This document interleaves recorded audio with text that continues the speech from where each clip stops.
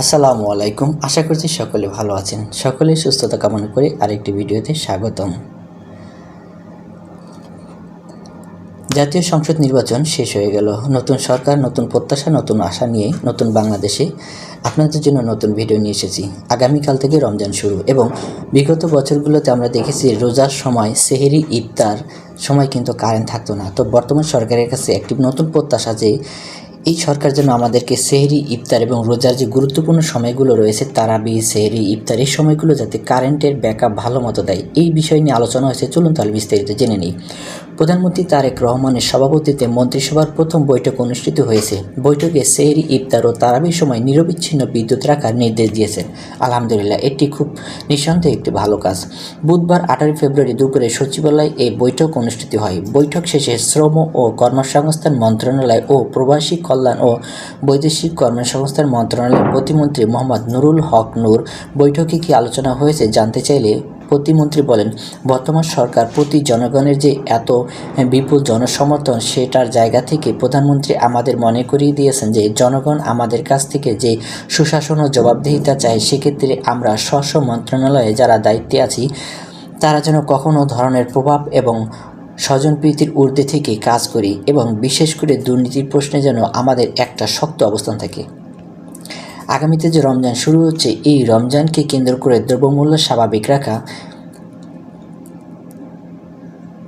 সেহরি, ইফতার, তারাবির সময় যেন বিদ্যুৎ নিরবিচ্ছিন্ন থাকে, আইন শৃঙ্খলা পরিস্থিতি যেন স্বাভাবিক থাকে এবং সরকারের যে কমিটমেন্ট, বিশেষ করে নির্বাচনের সময় প্রধানমন্ত্রী হিসেবে জনসভায় যে বিষয়গুলো বলেছেন, ফ্যামিলি কার্ড, কৃষি কার্ড, স্বাস্থ্য কার্ড, সেগুলো কীভাবে ইমিডিয়েটলি আসলে কিছু দৃশ্যমান কাজ করা যায়, সেই বিষয়ে নিয়েও তিনি নির্দেশনা দিয়েছেন।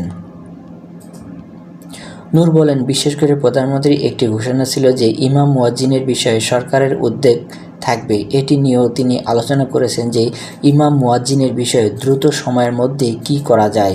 সামগ্রিকভাবেই সমস্ত বিষয়গুলো নিয়ে আলাপ আলোচনা হয়েছে।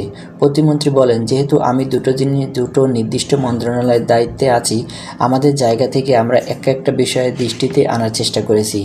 আমাদের শ্রমবাজারের বড় একটা অংশ মিডল ইস্টের সঙ্গে, কিন্তু শ্রমবাজার ওপেনের ক্ষেত্রে সাবেক রাষ্ট্রপতি শহীদ প্রেসিডেন্ট জিয়াউর রহমানের একটা গুরুত্বপূর্ণ ভূমিকা ছিল এবং সাবেক প্রধানমন্ত্রী খালেদা জিয়ার সময় সেটার একটা ধারাবাহিকতা ছিল, কিন্তু মাঝখানে নানাবিধ কারণে সেটার একটা ছন্দপতন হয়েছে, বন্ধ হয়েছে অনেক জায়গা শ্রমবাজার। সেখানে শ্রমবাজার ওপেন করার এর জন্য যদি প্রধানমন্ত্রী একটি সফর দেন মিডল ইস্ট, সেটা আমাদের জন্য একটা সম্ভাবনার নতুন দ্বার উন্মোচন করতে পারে।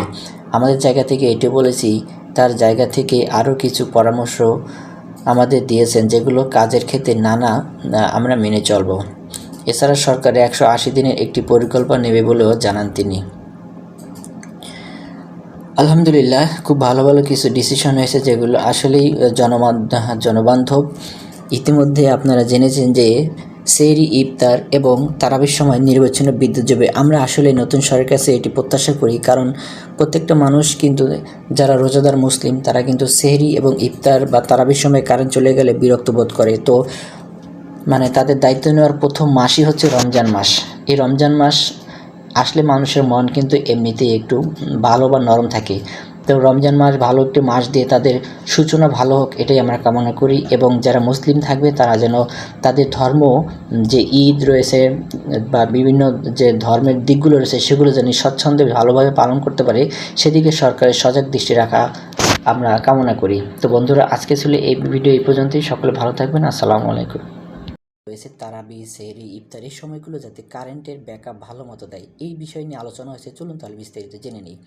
প্রধানমন্ত্রী তারেক রহমানের সভাপতিত্বে মন্ত্রিসভার প্রথম বৈঠক অনুষ্ঠিত হয়েছে। বৈঠকে সেহরি, ইফতার ও তারাবির সময় নিরবিচ্ছিন্ন বিদ্যুৎ রাখার নির্দেশ দিয়েছেন। আলহামদুলিল্লাহ, এটি খুব নিঃসন্দেহে একটি ভালো কাজ। বুধবার 18 ফেব্রুয়ারি দুপুরে সচিবালয়ে এই বৈঠক অনুষ্ঠিত হয়। বৈঠক শেষে শ্রম ও কর্মসংস্থান মন্ত্রণালয় ও প্রবাসী কল্যাণ ও বৈদেশিক কর্মসংস্থান মন্ত্রণালয়ের প্রতিমন্ত্রী মোহাম্মদ নুরুল হক নূর বৈঠকে কী আলোচনা হয়েছে জানতে চাইলে প্রতিমন্ত্রী বলেন, বর্তমান সরকার প্রতি জনগণের যে এত বিপুল জনসমর্থন, সেটার জায়গা থেকে প্রধানমন্ত্রী আমাদের মনে করিয়ে দিয়েছেন যে জনগণ আমাদের কাছ থেকে যে সুশাসন ও জবাবদিহিতা চায়, সেক্ষেত্রে আমরা স্ব মন্ত্রণালয়ে যারা দায়িত্বে আছি